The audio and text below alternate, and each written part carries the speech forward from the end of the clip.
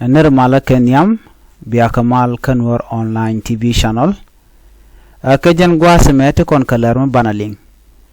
laren banaling kwi kwaran pai kwany ala kwaran pai kwany ala governor dung greater penal state kɔaŋ shora lay do badanan kwany kaje kirma yadit ajan bu kon lingone kalar dan shalat mi jiram jidit kanwar online TV channel kajan gwasme gore je en wojin der subscribe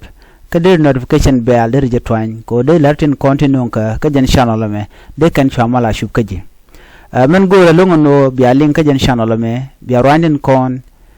tin dakaso sudan kietin gorga jeno ba Nuer ba kanak biya ka link ka jan me sitga ma ngayena kirma yadit kwer mishin war shekana ka kor gwasma bar ka kwer mngod naga ka chuma ne tema do bdanan kwanya general James kɔaŋ shora le agendan baling gorno jin be subscribe bi notification bell bi jetwan ko bi kan kula shu ko ji gwas dan pai kala re kan lere men ban right gwasme kirma yadit jen use a general kɔaŋ shora le ala rami bita kamde kanen ware ko jen dob dana be Nueri be ka kula näkɛ ja ko shaje bille bel ngena gwa o lara mo la ja liderage biye jago ko changa ja gwa no kɔaŋ shora le kan ne to kontila Nueri tema especially content ka Nasser la Nueri Nasser kan Nueri kontre ko lanki Nueri dial content chamen je shora la men chala kuumɛ kirma yadit ke tedien kan gade dangro Johnson ulun kan James kɔaŋ shora le ala dobo kwanya jame che wina te jagay President kirma yadit kwar jani che governor apnal state che jawoch honorable James odok oyai che jawoch ka komde ka che lieutenant general James kɔaŋ shora le che la new governor kwana mila ngach ala James udok oyai jen ramkel ka spele mayo te pinya spele mayo baratama che spele mayo che tel shap ke che gware che tok ta to container tama a chambu raj bone cha lwangdien cha je woch ameni mi cha lwangdien cha je lo joko jen dan dong bi hol te kum kana lar katin kon lar koren but ke jen gwas me murai kon kor che te ka halin wore ke kuumɛ jane ke kuumɛ jane cha kwanya ga Nueri tin kon tin lok Nueri ke den kon goro de Nueri de kanak agui ken ka chema pai to kan Nasser gwal mi che ponen ke mi yadi de ku kɔaŋ shora le kwanya la governor tama ka greater penal state shi aje ne manana chalat ko konin dang dok tempayo shangwal bakal shangwal baro shangwal badak shangwal bongon ane wala karwa jen tel mi chana le ngala wala chenga jen dang ro pai dok ron kin dang ro jen dang ro de so jen en kin mi yadit che kwani James kɔaŋ shora le lo yarambu malno ngado jen me mitera den mu kwani da kwani la radin da kwani la ran spele mayo cause mo na kan wodo kondin ci shigaru yen kai ka je la tok nyudo je gwano je spele mayo kan ni kondin tin de greater penal state kan da roj but ko ci kim yadi den tama ci ngote kon te ka tul kan dial ka ci ngajbo no kɔaŋ shora le tere ga ka kan wore be je yig use ala be hanger ki ga ga dana te ka kɔaŋ shora le be je use lo be je nang Nueri ko jen tan de tintam bu kɔaŋ shora le be power dan te je be je use against Nuer people ja tin der ngwad mo kire kujime Nueri kujime ja der ko Nueri le nak ku serba ke mi yadit ko le benefit ka le dan nak kɔaŋ shora le Nueri already siana riem chalon mabbo ka ne ku ka cluster bomb ne ku nakɛ criminal wanga gad tiene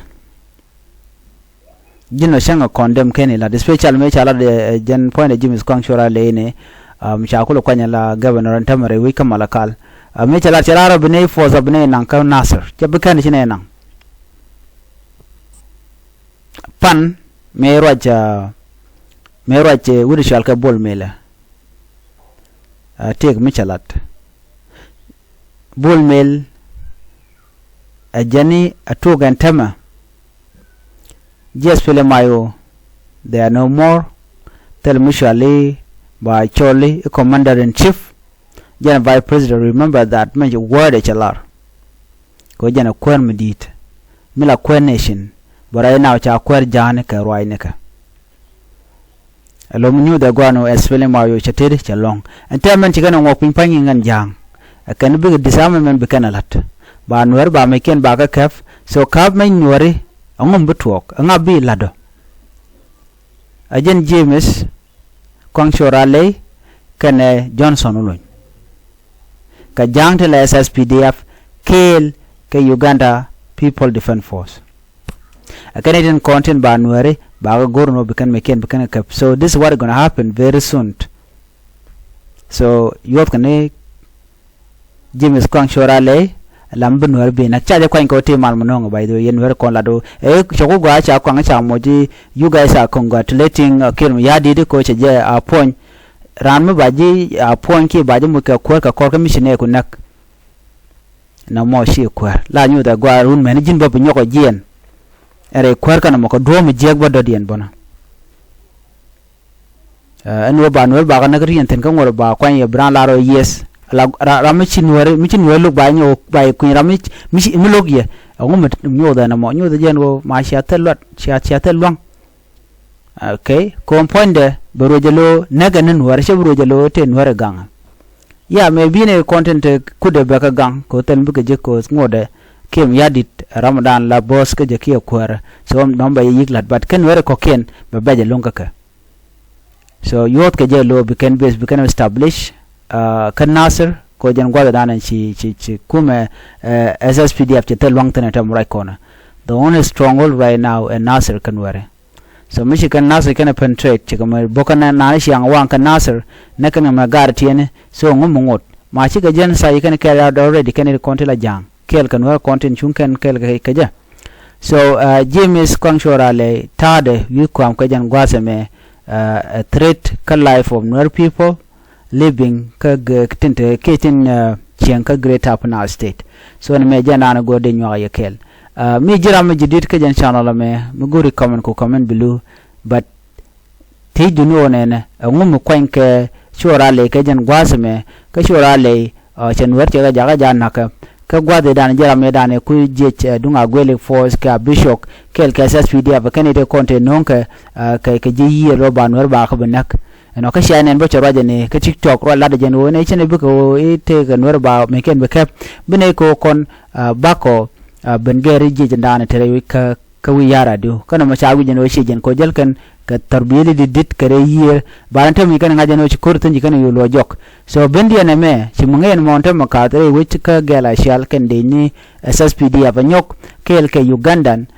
tilabna bo kan Nasir ala ko kan Nasir ko ni shillo na kan Nasir gone bine pello sha da ke ba wang ana alo buga bantan akan ne dial bine buga jen